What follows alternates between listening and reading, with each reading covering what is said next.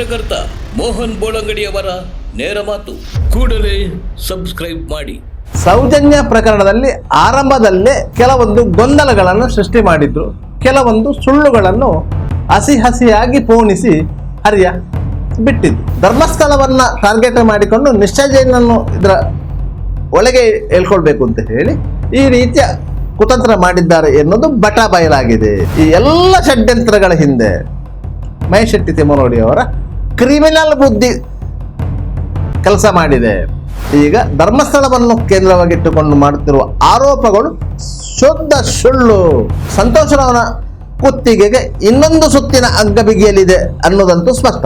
ಧರ್ಮಸ್ಥಳ ಸಮೀಪದ ಪಾಂಗಾಳದ ಚಂದಪ್ಪ ಗೌಡರ ಮಗಳು ಸೌಜನ್ಯ ಎಂಬ 17ರ ಹರೆಯದ ಬಾಲೆಯನ್ನ ಅತ್ಯಾಚಾರಗೈದು ಕೊಲೆಗೈದ ಪ್ರಕರಣದಲ್ಲಿ ಹೋರಾಟದ ಹಾದಿಯ ಮುಖಂಡರಾಗಿದ್ದಂತಹ ಮಹೇಶ್ ಶೆಟ್ಟಿ ತಿಮ್ಮರೋಡಿ ಅವರು ಈಗ ಟಿಪ್ಪರಲಾಗ ಹಾಕಿರುವುದು ಕುತೂಹಲಕಾರಿ. ಬೆಂಗಳೂರಿನಿಂದ ಟೆಲಿಕಾಸ್ಟ್ ಆಗುತ್ತಿರುವಂತಹ ಪವರ್ ಟಿವಿಯ ಪ್ಯಾನಲ್ ಡಿಸ್ಕಷನ್ ಕಾರ್ಯಕ್ರಮದಲ್ಲಿ ಭಾಗವಹಿಸಿ ಮಾತನಾಡಿದಂತಹ ಮಹೇಶ್ ಶೆಟ್ಟಿ ತಿಮ್ಮರೋಡಿ ಅವರು ಸೌಜನ್ಯ ಮನೆಯವರು ಹೇಳಿಕೊಟ್ಟ ರೀತಿಯಲ್ಲಿ ನಾನು ಈ ಹೋರಾಟಕ್ಕೆ ಧುಮುಕಿದೆ, ಅವರ ಮಾಹಿತಿಯ ಆಧಾರದಲ್ಲಿ ಹೇಳಿದ ಹೆಸರುಗಳನ್ನು ನಾನು ಹೇಳಿದ್ದೇನೆ ಹೊರತು ನನಗೂ ಈ ಪ್ರಕರಣದ ಆರೋಪಿತರು ಎಂದು ಹೇಳಲಾಗುತ್ತಿರುವವರಿಗೂ ಯಾವುದೇ ರೀತಿಯ ದ್ವೇಷ ಇಲ್ಲ. ನಾನು ಅವರ ಯಾರ ಹೆಸರನ್ನು ಯಾರ ಮುಂದೆಯೂ ಹೇಳಿಲ್ಲ ಎಂಬುದನ್ನು ಒಪ್ಪಿಕೊಂಡಿದ್ದಾರೆ. ತನ್ಮೂಲಕ ಸೌಜನ್ಯ ಹೋರಾಟಕ್ಕೆ ಮತ್ತೊಂದು ಹಿನ್ನಡೆಯಾಗಿದೆ. ಇಲ್ಲಿ ಮುಖ್ಯವಾಗಿ ವಿಚಾರ ಇರುವುದೇ ಇಷ್ಟು. ಯಾಕಂತ ಹೇಳಿದರೆ ಸೌಜನ್ಯ ಪ್ರಕರಣದಲ್ಲಿ ಆರಂಭದಲ್ಲೇ ಕೆಲವೊಂದು ಗೊಂದಲಗಳನ್ನು ಸೃಷ್ಟಿ ಮಾಡಿದ್ರು, ಕೆಲವೊಂದು ಸುಳ್ಳುಗಳನ್ನು ಹಸಿಯಾಗಿ ಪೋಣಿಸಿ ಹರಿಯ ಬಿಟ್ಟಿದ್ರು. ಸೌಜನ್ಯ ಹತ್ಯೆಯಾದ ನಂತರ ಪೊಲೀಸ್ ಠಾಣೆಗೆ ಕೊಟ್ಟ ದೂರಿನಲ್ಲಿ ಯಾರ ಹೆಸರನ್ನು ಮೆನ್ಷನ್ ಮಾಡಿರಲಿಲ್ಲ.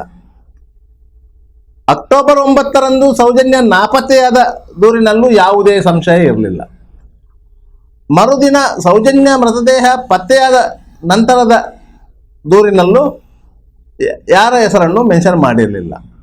ಯಾವಾಗ ಅದರ ಮರುದಿನ ಸಂತೋಷರಾವ್ ಎಂಬಾತನನ್ನು ಧರ್ಮಸ್ಥಳದ ಗೊಮ್ಮಟ ಬೆಟ್ಟದ ಬಳಿ ಸಾರ್ವಜನಿಕರು ಹಿಡಿದು ಪೊಲೀಸರಿಗೆ ಒಪ್ಪಿಸಿದ್ರು, ಅಲ್ಲಿಗೆ ಸಂತೋಷರಾವ್ನ ಹೆಸರು ಆ ಪ್ರಕರಣದಲ್ಲಿ ಸೇರಿಕೊಂಡಿತ್ತು.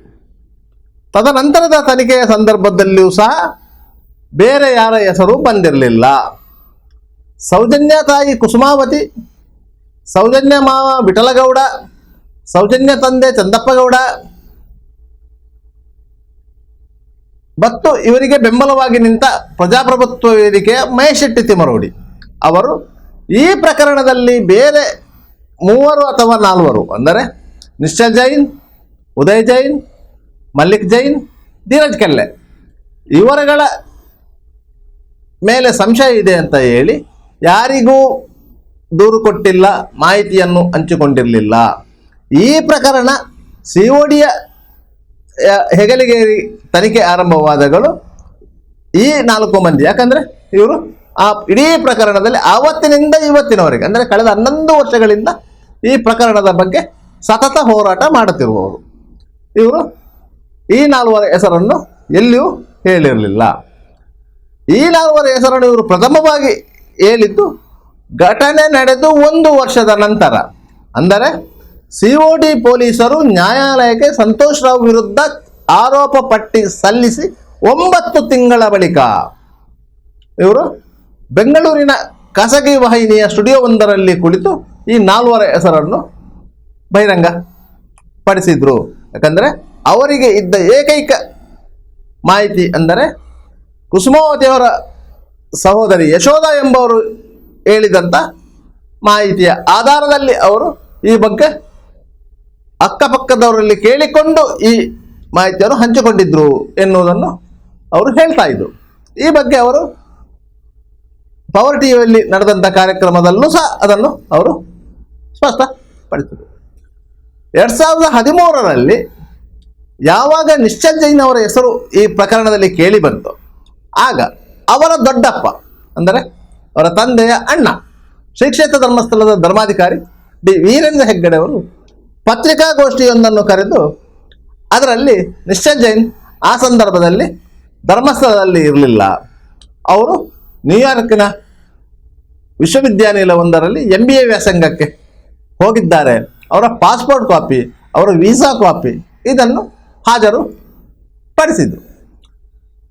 ಈ ದಾಖಲೆಗಳನ್ನು ಮಹೇಶೆಟ್ಟಿ ತಿಮರೋಡಿ ಮತ್ತು ಸೌಜನ್ಯ ಮನೆಯವರು ಇದನ್ನು ಕೊಟ್ಟಿ ದಾಖಲೆ, ನಮಗೆ ಇರುವ ಮಾಹಿತಿಯೇ ಸರಿಯಾದದ್ದು.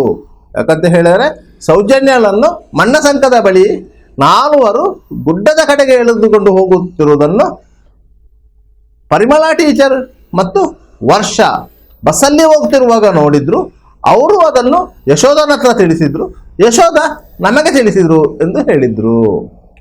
ಆದರೆ ಆ ಬಗ್ಗೆ COD ಅವರು ಮತ್ತು CBIನವರು ತನಿಖೆ ನಡೆಸಿದ್ರು. ಪರಿಮಳ ಟೀಚರ್ ಎಂದು ಹೇಳಿಕೆ ಪಡ್ಕೊಂಡಿದ್ರು, ವರ್ಷನನ್ನು ಪ್ರಶ್ನೆ ಮಾಡಿದ್ರು. ಇವರು ಹೇಳಿದ್ದು ಸುಳ್ಳು ಎನ್ನುವುದು ಸಾಬೀತಾಗಿತ್ತು. ಅಲ್ಲದೆ ಅವರು ಯಾರ 4 ಮಂದಿ ಹೆಸರು ಹೇಳಿದ್ದಾರೆ, ಅದರಲ್ಲಿ ನಿಶ್ಚಲ್ ಜೈನ್ ಊರಲ್ಲಿ ಇರಲಿಲ್ಲ ಎನ್ನುವುದು ಕನ್ಫರ್ಮ್ ಆಗಿತ್ತು. ಯಾಕಂತ ಹೇಳಿದರೆ ಅವರು ನಿಶ್ಚಲ್ ಜೈನ್ನ ಎಲ್ಲ ರೀತಿಯ ಪ್ರವಾಸಿ ವೀಸಾ, ಅಂದರೆ ಅದು ವಿದ್ಯಾರ್ಥಿ ವೀಸಾ ಆಗಿತ್ತು, ಅದರ ದಾಖಲೆಗಳು, ಅವರ ಪಾಸ್ಪೋರ್ಟ್ ಕಾಪಿ, ಪಾಸ್ಪೋರ್ಟ್ ಎಂಟ್ರಿ, ನ್ಯೂಯಾರ್ಕಿಗೆ ಹೋಗಿರುವುದು, ಅಲ್ಲಿನ ಅರೈವಲ್, ಅಲ್ಲಿಂದ ಡಿಪಾರ್ಚರ್, ಇದನ್ನೆಲ್ಲವನ್ನ ಅವರು ಕೂಲಂಕಷವಾಗಿ ತನಿಖೆ ನಡೆಸಿದರು. ಆದ್ದರಿಂದ ಆ ದಾಖಲೆಗಳು ಕೊಟ್ಟಿ ಎನ್ನುವುದು ಸುಳ್ಳೆಂದು ಸಾಬೀತಾಗಿತ್ತು. ಅದರಿಂದಾಗಿ ನಿಶ್ಚಲ್ ಜೈನ್ ಆ ಸಂದರ್ಭದಲ್ಲಿ ಅಮೆರಿಕದಲ್ಲಿ ಉನ್ನತ ವ್ಯಾಸಂಗದಲ್ಲಿ ಇದ್ದದ್ದು ಸ್ಪಷ್ಟ ಆಗಿತ್ತು. ಅಲ್ಲಿಗೆ ನಿಶ್ಚಲ್ ಜೈನ್ ಹೆಸರನ್ನು ಬಿಟ್ಟು ಈ 3 ಈ ಪ್ರಕರಣದಲ್ಲಿ ಸಿಲುಕಿಸುವ ಯತ್ನ ನಡೆದಿತ್ತು. ಆದರೆ ಈ 3 ಸಹ COD ಪೊಲೀಸರು ಮತ್ತು CBI ಪೊಲೀಸರು ತನಿಖೆ ನಡೆಸಿದ್ರು. ಅವರ ಕಾಲ್ ಡೀಟೇಲ್ ರೆಕಾರ್ಡ್, ಅವರ ಲೊಕೇಶನ್, ಮತ್ತೆ ಅವರು ಯಾರನ್ನೆಲ್ಲ ಆ ಸಂದರ್ಭದಲ್ಲಿ ಎಲ್ಲಿದ್ದರು, ಯಾರನ್ನು ಮೀಟ್ ಮಾಡಿದ್ರು, ಯಾರೊಟ್ಟಿಗೆ ಇದ್ರು, ಇದನ್ನು ಸಹ ಕ್ರಾಸ್ ವೆರಿಫಿಕೇಶನ್ ಮಾಡಿದ್ರು. ಆದ್ದರಿಂದ ಅವರು ಸಹ ಈ ಪ್ರಕರಣದಲ್ಲಿ ಆರೋಪಿಗಳಂತೂ CBIನವರಾಗಲಿ COD ಅವರಾಗಲಿ ಸ್ಪಷ್ಟಪಡಿಸಿರಲಿಲ್ಲ. ತದನಂತರ ಈ ಪ್ರಕರಣದಲ್ಲಿ ಚಂದಪ್ಪ ಗೌಡರು CBI ಕೋರ್ಟಿಗೆ ಒಂದು ಇಂಟರ್ಪಿಟಿಷನ್ ಹಾಕಿದ್ರು 2015ರಲ್ಲಿ. ಏನಂತ ಹೇಳಿ, ಈ ಪ್ರಕರಣದಲ್ಲಿ ಧೀರಜ್ ಜೈನ್, ಉದಯ್ ಜೈನ್, ಮಲ್ಲಿಕ್ ಜೈನ್ ಈ 3 ಆರೋಪಿಗಳನ್ನಾಗಿ ಸೇರಿಸಬೇಕು ಅಂತೇಳಿ. ಇಲ್ಲಿ ಸಹ ನಿಶ್ಚಲ್ ಜೈನ್ ಹೆಸರನ್ನು ಸೇರಿಸಿರಲಿಲ್ಲ. ಆದ್ರಿಂದಾಗಿ ಅವರಿಗೆ ಗೊತ್ತಿತ್ತು ನಿಶ್ಚಲ್ ಜೈನ್ ಈ ಪ್ರಕರಣದಲ್ಲಿ ಇಲ್ಲ, ನಿಶ್ಚಲ್ ಜೈನ್ ಅಮೆರಿಕದಲ್ಲಿದ್ದಾರೆ, ಆದ್ದರಿಂದ ಇವರು 3 ಅಂತೇಳಿ. ಅಲ್ಲಿಗೆ ಇವರ ಒಂದು ಸುಳ್ಳಿನ ರೈಲಿನ ಬೋಗಿ ಹಳಿ ತಪ್ಪಿತ್ತು. ಆದರೆ CBI ನ್ಯಾಯಾಲಯ ಅವರಿಗೆ ಸಮನ್ಸ್ ಮಾಡಿತ್ತು. ಅವರು CBI ನ್ಯಾಯಾಲಯಕ್ಕೆ ಹಾಜರಾದರು. ನ್ಯಾಯಾಲಯದ ಸೂಚನೆಯಂತೆ ಅವರೇ ವೈಜ್ಞಾನಿಕ ತನಿಖೆಗೆ ಒಳಪಟ್ಟು ಅದರಲ್ಲಿ ಅವರು ಕ್ಲೀನ್ ಚಿಟ್ ಪಡೆದು ಹೊರ ಬಂದರು. ಅಲ್ಲಿಗೆ ಈ ಪ್ರಕರಣ ಒಂದು ಹಂತಕ್ಕೆ ತನಿಖೆ ಮುಗಿದಿತ್ತು. ಯಾಕಂತ ಹೇಳಿದರೆ ಹೈಕೋರ್ಟು ಸಹ CBI ನ್ಯಾಯಾಲಯದ ತೀರ್ಪನ್ನು ಎತ್ತಿ ಹಿಡಿದಿತ್ತು. ಆದ್ದರಿಂದಾಗಿ ಅವರು 3 ಈ ಪ್ರಕರಣದಲ್ಲಿ ಒಳಗೊಂಡಿಲ್ಲ ಎಂಬುದು ಸಾಬೀತಾಗಿತ್ತು. ಯಾವಾಗ ಸಂತೋಷ್ ರಾವ್ನನ್ನ CBI ನ್ಯಾಯಾಲಯ ದೋಷಮುಕ್ತಗೊಳಿಸಿತೋ ಆ ಸಂದರ್ಭದಲ್ಲಿ ಸಂತೋಷ್ ರಾವ್ ಈ ಕೃತ್ಯ ಮಾಡೇ ಇಲ್ಲ, ನಾವು ಹಿಂದೆ 2013ರಲ್ಲಿ ಏನು ಆರೋಪ ಮಾಡಿದ್ದೇವೆ ಅದೇ ಆರೋಪ ಶ್ರುತಪಟ್ಟಂತಾಗಿದೆ. ಆದ್ದರಿಂದ ಆ 3 ಮತ್ತು ನಿಶ್ಚಲ್ ಜೈನನ್ನು ಪುನಃ ಪ್ರಾಸಿಕ್ಯೂಟ್ ಮಾಡಬೇಕು ಅಂತ ಹೇಳಿ ಇವರ ಹೋರಾಟ ಆರಂಭವಾಗಿದೆ. ಈಗ ನಿಶ್ಚಲ್ ಜೈನ್ ಇರಲಿಲ್ಲ, ಅಮೆರಿಕದಲ್ಲಿದ್ದದ್ದು ಎಲ್ಲವೂ ಸಂಶಯಾತೀತವಾಗಿ ಸಾಬೀತಾಗಿದೆ. ಧೀರಜ್ಗೆಲ್ಲ ಉದಯ್ ಜೈನ್, ಮಲ್ಲಿಕ್ ಜೈನ್ ಆ ಸಂದರ್ಭದಲ್ಲಿ ಬೇರೆ ಬೇರೆ ಕಡೆಗಳಲ್ಲಿದ್ದದ್ದು ಸಹ ತನಿಖೆ ಹಂತದಲ್ಲಿ ಸಾಬೀತಾಗಿದೆ. ಮಂಪರು ಪರೀಕ್ಷೆ, ಬ್ರೈನ್ ಮ್ಯಾಪಿಂಗ್, ನಾರ್ಕೋ ಅನಾಲಿಸಿಸ್ ಇದರಲ್ಲಿ ಸಾಬೀತಾಗಿದೆ. ಮತ್ತು ಅವರನ್ನು ಈ ಪ್ರಕರಣದಲ್ಲಿ ಸಿಲುಕಿಸಬೇಕು ಎನ್ನುವ ಬಗ್ಗೆ ಹೋರಾಟ ಆರಂಭ ಆಯಿತು. ಆ ಹೋರಾಟದ ನೇತೃತ್ವವನ್ನು ಮಹೇಶ್ ಶೆಟ್ಟಿ ತಿಮ್ಮರೋಡಿ ಅವರೇ ವಹಿಸಿಕೊಂಡಿದ್ರು. ಅದಕ್ಕೆ ಸೌಜನ್ಯ ತಾಯಿ, ಮನೆಯವರು ಎಲ್ಲರೂ ಜೊತೆ ಗೂಡಿದ್ರು. ಮತ್ತು ಆ ಹೋರಾಟಕ್ಕೆ ಬೇರೆ ಬೇರೆ ಕಾರಣಗಳಿಂದಾಗಿ ಕೆಲವರು ಬೆಂಬಲವನ್ನು ಸೂಚಿಸಿದರು. ಇದೀಗ ಪವರ್ ಟಿವಿ ನಡೆಸಿದಂತಹ ಪ್ಯಾನಲ್ ಡಿಸ್ಕಷನ್ನಲ್ಲಿ ಮಹೇಶ್ ಶೆಟ್ಟಿ ತಿಮ್ಮರೋಡಿಯವರು ಒಂದು ಮಾತನ್ನು ಸ್ಪಷ್ಟಪಡಿಸಿದ್ದಾರೆ. ಸೌಜನ್ಯ ಮನೆಯವರು ಹೇಳಿದ ರೀತಿಯಲ್ಲಿ ನಾನು ಆ 4 ಮಂದಿ ಹೆಸರನ್ನು ಹೇಳಿದ್ದೇನೆ ಹೊರತು ಮತ್ತೆ ಬೇರೆ ಯಾವುದೇ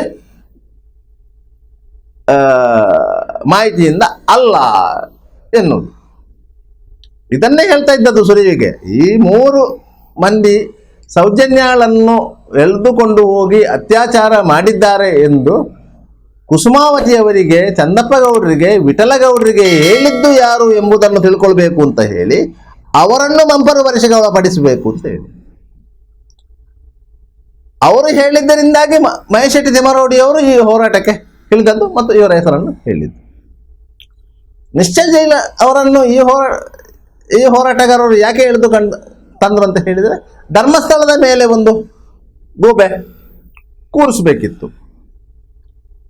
ತನ್ಮೂಲಕ ತಮ್ಮ ಹೋರಾಟಕ್ಕೆ ಒಂದು ಬಾಹ್ಯ ಬೆಂಬಲವನ್ನು ಪಡ್ಕೊಳ್ಬೇಕಿತ್ತು. ಯಾಕಂದರೆ ಧರ್ಮಸ್ಥಳದ ವಿಚಾರದಲ್ಲಿ ಕೆಲವೊಂದು ಅಸಮಾಧಾನಗಳು ಇದೆ.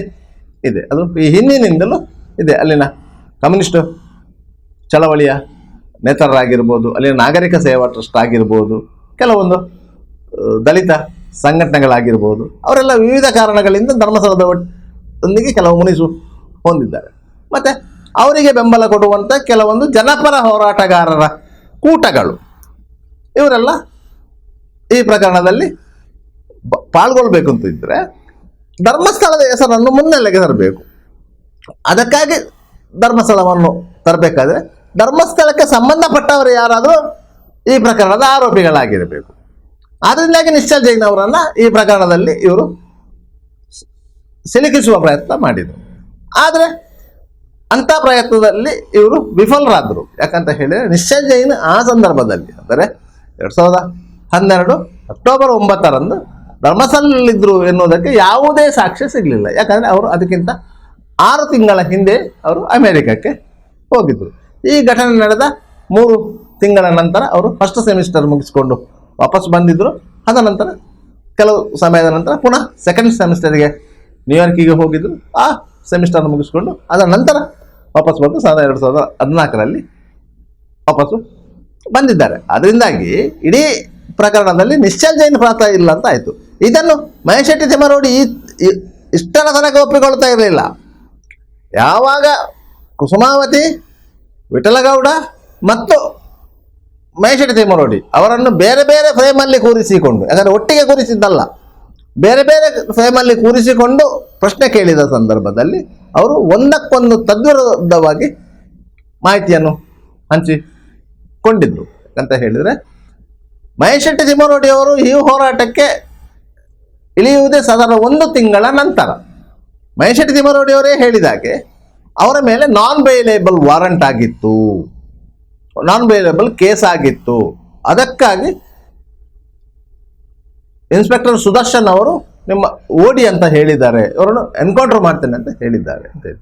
ಅಂದರೆ ಮಹೇಶ್ ಶೆಟ್ಟಿ ತಿಮ್ಮರೋಡಿ ಅವರ ಮೇಲೆ ಯಾವುದೇ ರೀತಿಯ ಕೇಸುಗಳು ಆಗಿರಲಿಲ್ಲ. ಅದು ಅಂತ ನಾನ್ ಬೇಲೇಬಲ್ ಕೇಸುಗಳು ಆಗಿರಲಿಲ್ಲ. ಕ್ರೈಮ್ ನಂಬರ್ 250 ಸೌಜನ್ಯ ಕೇಸು ದಾಖಲಾಗಿದ್ದಾರೆ. ಕ್ರೈಮ್ ನಂಬರ್ 254 ಮತ್ತು 255 ಬೆಳ್ತಂಗಡಿ ಪೊಲೀಸ್ ಸ್ಟೇಷನ್ನ ಎದುರು ನಡೆದಂತಹ ಅಹಿತಕರ ಘಟನೆಗಳಿಗೆ ಸಂಬಂಧಿಸಿದಂತೆ 2 ಪ್ರಕರಣಗಳು ದಾಖಲಾಗಿತ್ತು. ಆ 2 ಪ್ರಕರಣಗಳು ಬೇಲೇಬಲ್ ಒಫೆನ್ಸ್. ಯಾಕಂದರೆ ಅಕ್ರಮ ಕೂಟ ಸೇರಿಕೊಂಡು ಪೊಲೀಸರ ಮೇಲೆ ಒತ್ತಡ ಹೇರುವ ಪ್ರಯತ್ನ ಮಾಡಿದರು. ಅಲ್ಲಿ ಕೆಲವೊಂದು ಘಟನೆಗಳು ನಡೆದಿದೆ ಅಂತೇಳಿ. ಯಾಕಂದರೆ ಅಲ್ಲಿ KSRP ಪೊಲೀಸರು ಇನ್ಸ್ಪೆಕ್ಟರ್ ಸುದರ್ಶನ್ ಅವರ ನೇತೃತ್ವದಲ್ಲಿ ಲಾಠಿ ಚಾರ್ಜ್ ಮಾಡಿದರು. ಅದರಲ್ಲಿ ಕೆಲವರಿಗೆ ಗಾಯಗಳಾಗಿತ್ತು. ಇಲ್ಲದಿದ್ರೆ ಇವರು ಪೊಲೀಸ್ ಸ್ಟೇಷನ್ಗೆ ನುಗ್ಗುವ ಯತ್ನ ನಡೆಸ್ತಾ ಇದ್ರು. ಅದನ್ನು ತಡೀಲಿಕ್ಕಾಗಿ ಪೊಲೀಸರು ಅನಿವಾರ್ಯವಾಗಿ ಬಲಪ್ರಯೋಗ ಮಾಡಿದ್ರು. ಯಾವುದೇ ಹೋರಾಟದ ಸಂದರ್ಭದಲ್ಲಿ, ಪ್ರತಿಭಟನೆಗಳ ಸಂದರ್ಭದಲ್ಲಿ ಬಲಪ್ರಯೋಗ ಮಾಡಿದರೆ ಪೊಲೀಸರು ತಮ್ಮ ರಕ್ಷಣೆಗಾಗಿ ತಮ್ಮನ್ನು ತಾವು ಕಾನೂನಿನಿಂದ ರಕ್ಷಿಸಿಕೊಳ್ಳಿಕ್ಕೆ ಬೇಕಾಗಿ ಒಂದು 444, 446, 447 ಈ ಸೆಕ್ಷನ್ಗಳ ಅಡಿಯಲ್ಲಿ ಒಂದು ಕೇಸು ದಾಖಲು ಮಾಡಿಕೊಂಡಿದ್ದಾರೆ.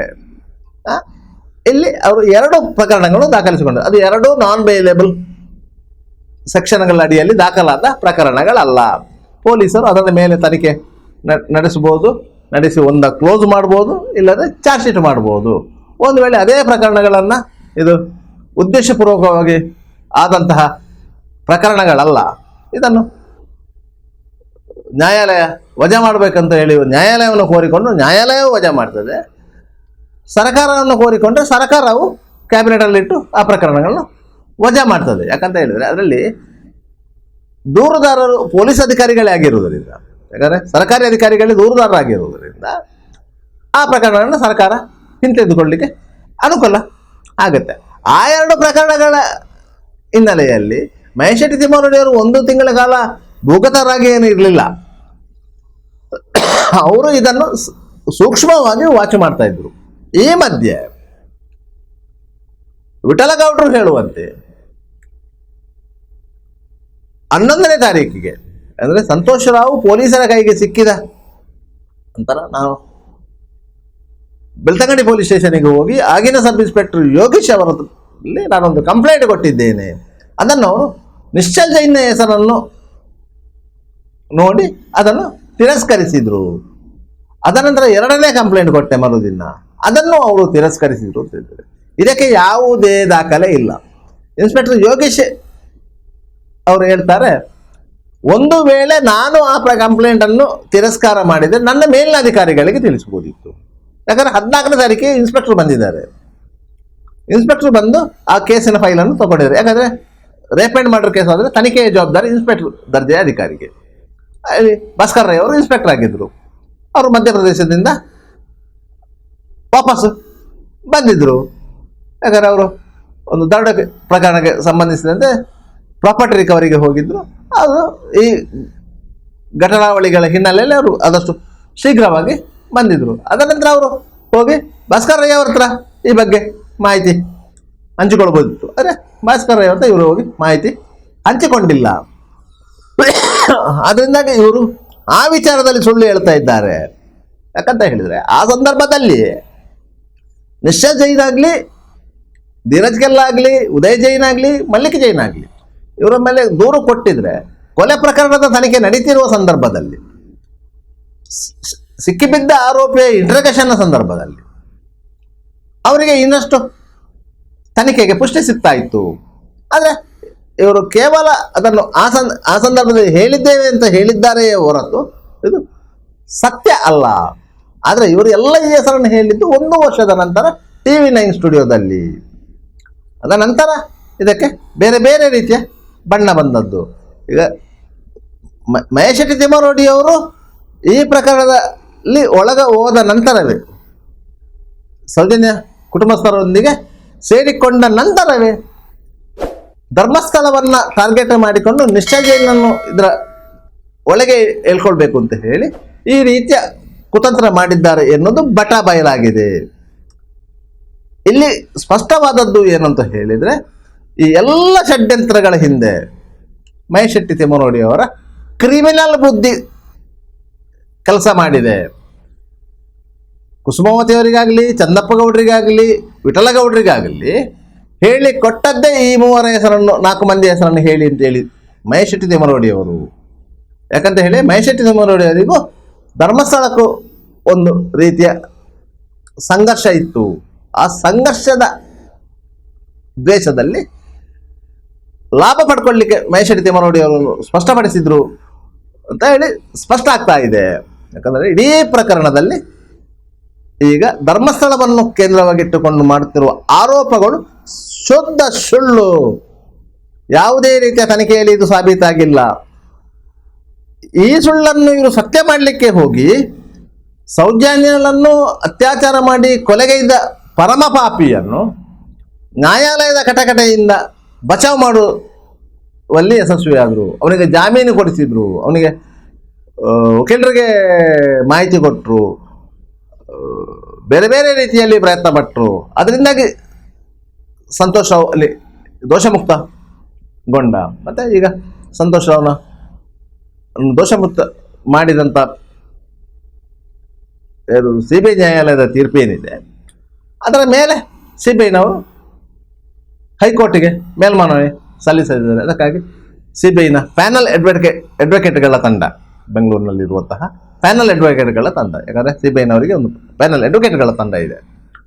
ಅವರು ಆ ಜಜ್ಮೆಂಟ್ ಕಾಪಿಯನ್ನು ಪರಿಶೀಲನೆ ನಡೆಸ್ತಾ ಇದ್ದಾರೆ, ಯಾವ ರೀತಿಯಲ್ಲಿ ಅಪೀಲ್ ಹೋಗಬೇಕು ಅಂತ ಹೇಳಿ. 180 ದಿವಸದಲ್ಲೇ ಅಪೀಲ್ ಹೋಗಬೇಕಂತ ಏನೊಂದು ಕಡ್ಡಾಯ ನಿಯಮ ಇಲ್ಲ. ಅನಿವಾರ್ಯ ಸಂದರ್ಭಗಳಲ್ಲಿ ಹೆಚ್ಚು ದಿನ ತೆಗೆದುಕೊಳ್ಳಲೂಬಹುದು. ಮತ್ತು ಜಜ್ಮೆಂಟ್ ಕಾಪಿ ಸಿಕ್ಕಿದ ಸಂದರ್ಭದಿಂದ 180 ದಿವಸ ಅಂತ ಇರೋದು. ಒಂದು ವೇಳೆ 180 ದಿವಸದಲ್ಲಿ ಅವರು ಒಂದು ಕನ್ಕ್ಲೂಷನ್ಗೆ ಬರಲಿಕ್ಕೆ ಸಾಧ್ಯ ಆದರೆ ಮತ್ತಷ್ಟು ದಿನಗಳನ್ನು ತೆಗೆದುಕೊಳ್ಳಲೂಬಹುದು, ಇಲ್ಲಂತ ಏನಿಲ್ಲ. ಅಂತೂ ಇಂತೂ CBIನವರು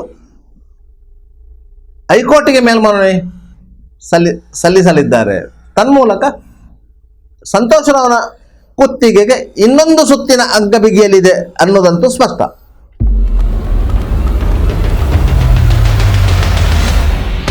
ಹಿರಿಯ ಪತ್ರಕರ್ತ ಮೋಹನ್ ಬೋಳಂಗಡಿಯವರ ನೇರ ಮಾತು. ಕೂಡಲೇ ಸಬ್ಸ್ಕ್ರೈಬ್ ಮಾಡಿ.